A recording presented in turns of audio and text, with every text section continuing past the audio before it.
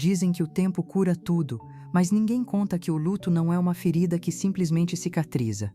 Ele vira uma presença silenciosa, uma companhia constante, como uma sombra dentro de uma casa que antes transbordava amor e agora pesa de tanto silêncio. Meu nome é Eleanor e durante 52 anos, meu mundo girou em torno de Arthur, meu marido, meu porto seguro. Até que numa terça-feira qualquer, esse mundo parou de girar. Esta não é uma história sobre superar uma perda. É sobre aprender a viver com o amor que alguém deixa para trás. Sobre carregá-lo adiante, mesmo em meio à dor, às lembranças e ao legado de uma vida inteira, construída a dois. 52 anos parecem uma eternidade. Mas, quando olho para trás, tudo parece uma única tarde iluminada pelo sol. Quente, breve e gravada para sempre no meu coração. Conheci Arthur em uma cidade pequena, em 1970. Ele não era exatamente um Fred Astaire, pisou no meu pé 2 vezes antes da música terminar. Mas a risada dele fazia o mundo parecer mais bonito. Era profunda, contagiante, daquelas que prometem alegria. Ele tinha cheiro de serragem e ambição. Era carpinteiro, um homem que construía coisas para durar, desde mesas firmes de carvalho até a vida que criamos juntos. Nossa história não tinha nada de épico, como nos filmes de Hollywood. Era mais simples, mais quieta e por isso mesmo mais rica. Foi construída em pequenos momentos sagrados. Todas as manhãs, Arthur me levava uma xícara de chá, sempre doce demais. Era o jeito dele de dizer que me amava sem precisar falar. Eu o via inclinado sobre suas palavras cruzadas, resmungando pistas baixinho, com a testa franzida de concentração. À noite, sua mão calejada encontrava a minha no escuro do cinema, e aquele gesto me ancorava no mundo de um jeito que nada mais conseguia. Aqueles momentos eram a nossa linguagem do amor, simples, silenciosa e duradoura. Nossa casa era o coração da família. Arthur era a estrutura firme, forte, confiável. Eu era o calor, enchendo os cômodos com cheiro de pão fresco e o som de risadas. Nossos 2 filhos, Sarah e Michael, cresceram ao som das marteladas dele e do barulho das panelas na minha cozinha. E quando os netos chegaram, Léo, Emma e a pequena Grace, a alegria se multiplicou. Os joelhos de Arthur já não aguentavam como antes, mas ele se sentava na varanda para contar histórias da juventude. Sua voz era baixa, grave, acolhedora. Para os netos, ele era um herói maior que a vida. Para mim, era meu parceiro, meu companheiro constante, o homem que fazia o para sempre parecer possível. E, como acontece quando o amor parece eterno, nós tomamos isso como certo. Esquecemos que até as estruturas mais sólidas podem estremecer. Construímos a vida tijolo por tijolo e começamos a acreditar que ela jamais cairia. Tolamente achamos que certas coisas duram para sempre, mas a perda nem sempre chega com aviso, nem sempre faz barulho. Às vezes, ela entra pela porta de mansinho. Com a gente, ela veio numa terça-feira. Arthur já vinha enfraquecendo havia meses. Caminhava mais devagar, sorria menos, e eu me recusava a enxergar o que estava diante de mim. Dizia a mim mesma que era só a idade, só uma fase.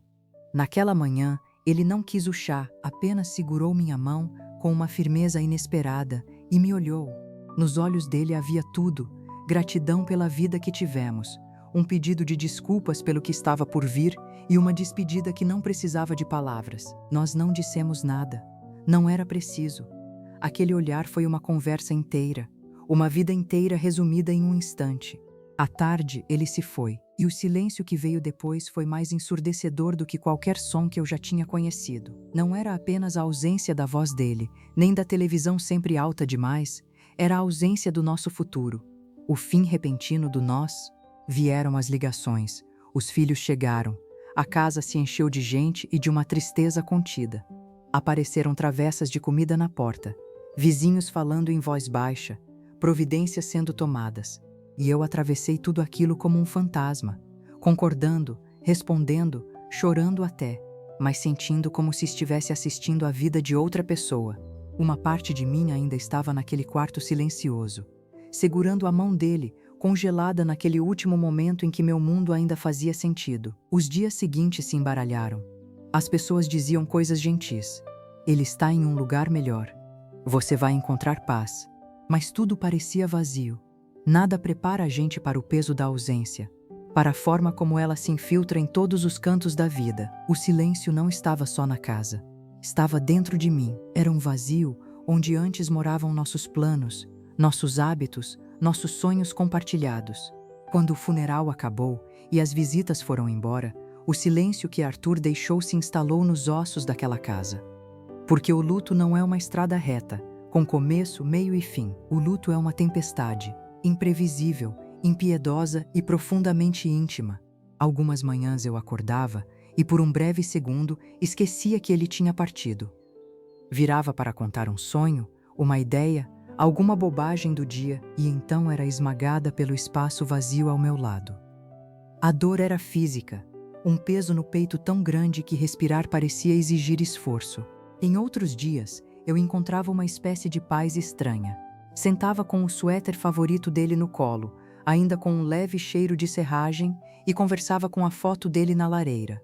Contava sobre o jogo de futebol do Léo, sobre o emprego novo da Sara. E por um instante, quase parecia que ele ainda me escutava. Mas então, sem aviso, vinha a raiva. Raiva dele por ter me deixado. Raiva do mundo por continuar girando. Raiva de mim mesma por não ter conseguido mantê-lo aqui. Por que ele? Por que não eu? E eu perguntava aos cômodos vazios, com a voz quebrada pelo peso da culpa e da saudade.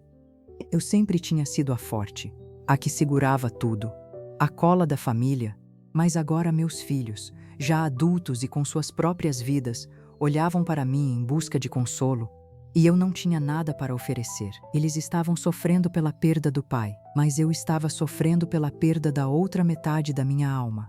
Sara me ligava com frequência, a voz apertada de preocupação. Como você está, mãe? E eu respondia: estou bem, porque o que mais eu poderia dizer? Como explicar que a sua própria casa pode virar um museu de lembranças? Que cada objeto se transforma numa prova viva daquilo que já não existe mais? O amor da minha família e a tentativa deles de me ajudar às vezes doíam ainda mais, porque me lembravam da vida que tínhamos perdido. A dor deles se somava à minha e eu sentia que estava falhando com todos. Falhando como mãe, como avó, como a mulher que sempre tinha mantido a família de pé. Mas o luto tem seu próprio ritmo. Ele me ensinou que não é algo que se atravessa de uma vez. É algo com que se aprende a conviver. Uma presença que muda com o tempo, mas nunca desaparece de fato. Aprendi a esperar as ondas, algumas suaves, outras devastadoras, e a deixá-las passar sem lutar contra elas. Então o dia de ação de graças começou a se aproximar como uma tempestade no horizonte. Durante 50 anos, aquela tinha sido a nossa data. Arthur cortando o peru, fazendo piadas terríveis que arrancavam gemidos e risadas ao mesmo tempo. Só de imaginar a cadeira vazia dele na cabeceira da mesa, eu sentia o peito apertar. Quis cancelar tudo, deixar o dia passar em branco. Parecia mais fácil me esconder da dor do que encará-la. Uma noite Sara ligou. Mãe, qual é o plano para o dia de ação de graças? Acho que não vou conseguir este ano, querida. Respondi em voz baixa. É demais para mim. Houve uma longa pausa. Eu entendo, mãe, ela disse. Mas eu ouvi a decepção na voz dela. Alguns dias depois, Léo, meu neto mais novo, estava lá em casa. Ele parou diante da lareira, olhando para uma foto dele com Arthur, os dois cobertos de lama depois de uma pescaria. Vovó, ele disse baixinho. Lembra quando vovô falou que os peixes estavam cochichando segredos e que eu precisava ficar bem quietinho para conseguir ouvir? Pela primeira vez em meses, sorri de verdade. Lembro, respondi. Você ficou sentado à beira do lago quase 1 hora, imóvel feito uma estátua. E foi ali que algo mudou dentro de mim. Percebi que tentando me proteger da dor, eu estava apagando Arthur. Estava deixando o silêncio vencer. Cancelar o dia de ação de graças não era só evitar uma cadeira vazia. Era abandonar o legado de amor, de riso e de união que ele tinha ajudado a construir. E eu não podia permitir isso. Naquela mesma noite, liguei para Sara. O jantar vai acontecer, eu disse, mas este ano vai ser diferente. E foi. Naquele dia de ação de graças, a cadeira de Arthur estava vazia, mas não parecia ausência. Colocamos uma vela sobre ela, uma luz suave para marcar a presença dele. Antes de começarmos a comer, cada um à mesa contou uma lembrança sobre Arthur. Léo contou a história da pescaria, com os olhos brilhando. Michael lembrou de uma viagem de acampamento que tinha dado hilariamente errado. E eu contei sobre a noite em que conheci Arthur, sobre como ele pisou no meu pé e ainda assim ganhou meu coração. Houve lágrimas, sim, mas também houve muita risada. E naquelas histórias Arthur estava ali, não como alguém que partiu, mas como alguém entranhado na nossa família, tecido para sempre na nossa história. Não estávamos apenas nos lembrando dele, estávamos trazendo-o de volta, mantendo vivo o que ele tinha deixado em nós. Aquele dia de ação de graças não apagou o luto, mas deu a ele outra forma. Ele deixou de ser apenas um peso sufocante e passou a parecer uma tapeçaria feita de tristeza, amor e memória. Foi aí que entendi que curar não significa esquecer, nem seguir em frente como se nada tivesse acontecido. Curar às vezes é encontrar um jeito de continuar carregando o amor. É permitir que ele viva nas histórias que contamos e nas tradições que reinventamos. Depois daquela noite, nossa família mudou. Paramos de andar na ponta dos pés ao redor da dor e começamos a falar dela. Deixei meus filhos verem minhas lágrimas e eles também me mostraram as deles. Minha vulnerabilidade deu a eles permissão para sentir, para sofrer, para amar em voz alta. Eu já não era mais a matriarca inabalável. Mas talvez eu nunca precisasse ter sido. Talvez bastasse ser como um farol atingido pela tempestade, marcado, abalado, mas ainda capaz de iluminar o caminho para os outros. O legado da nossa família, que eu temia estar se desfazendo, na verdade estava se tornando mais forte.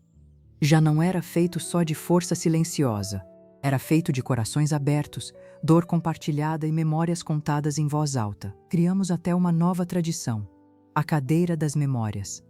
Em cada reunião de família, reservamos um momento para contar uma história sobre Arthur. Assim, até os netos mais novos, aqueles que talvez nem tenham convivido com ele, crescerão conhecendo sua risada, sua bondade e o amor que ele espalhava. 3 anos se passaram desde aquela terça-feira. O luto ainda caminha ao meu lado. Às vezes como uma sombra leve, às vezes tão pesado quanto a marca invisível do corpo de Arthur do lado dele na cama. Mas ele já não é meu inimigo. Hoje eu entendo que o luto é o amor sem ter para onde ir. É o preço que se paga por ter amado profundamente. E eu pagaria esse preço 1 milhão de vezes, se isso significasse ter vivido aqueles 52 anos ao lado de Arthur. O amor dele não virou apenas perda, virou presença. Vive nas histórias que contamos, na força que encontramos uns nos outros e no legado de uma vida comum, extraordinária que ainda sustenta a nossa família. A vida de Arthur não terminou. Ela passou a fazer parte da nossa para sempre. Se você está trilhando esse caminho do luto, seja gentil consigo mesmo. Continue contando as histórias. O amor é a única coisa que a morte nunca pode tirar.